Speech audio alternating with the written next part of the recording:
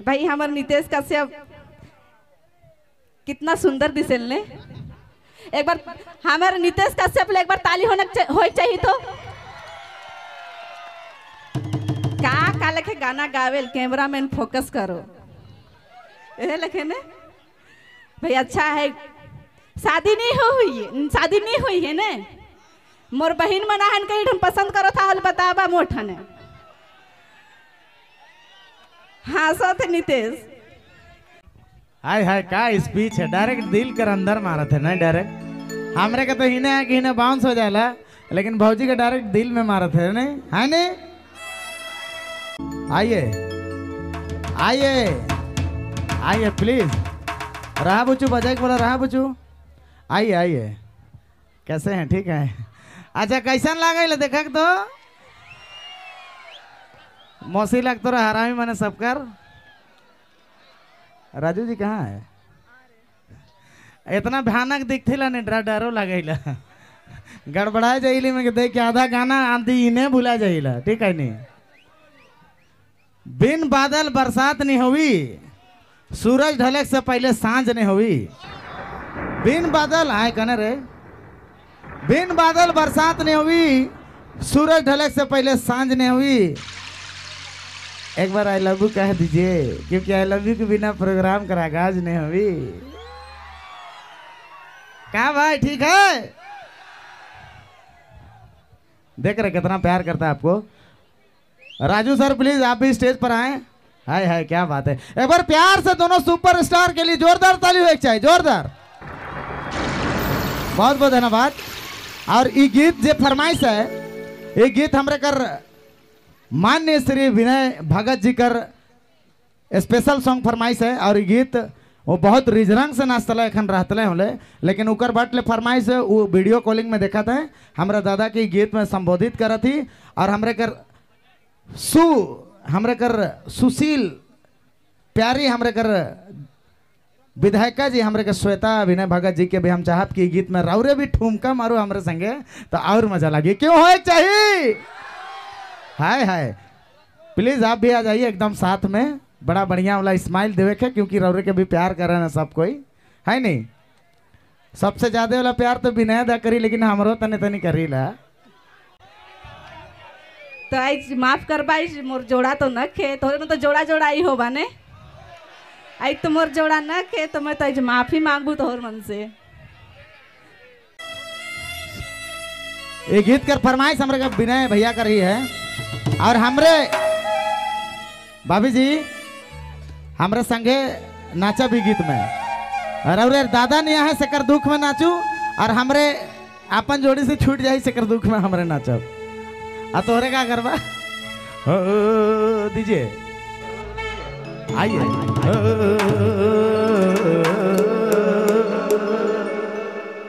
एको दर्द वाला एकदम बांसुरी फूट दे बबू, दर्द वाला।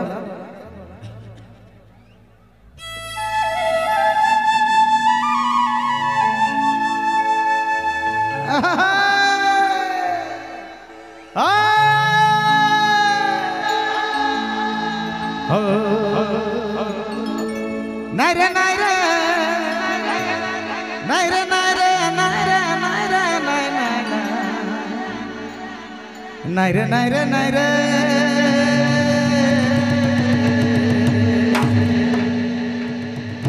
अरे रे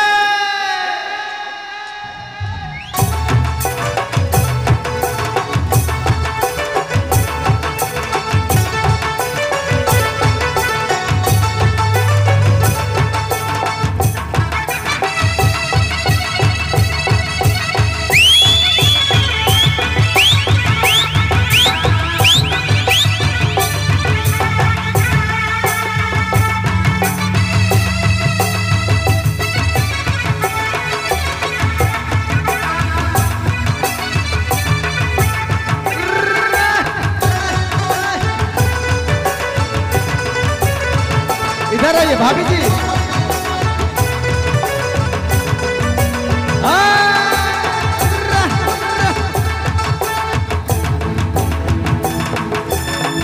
अरे सोना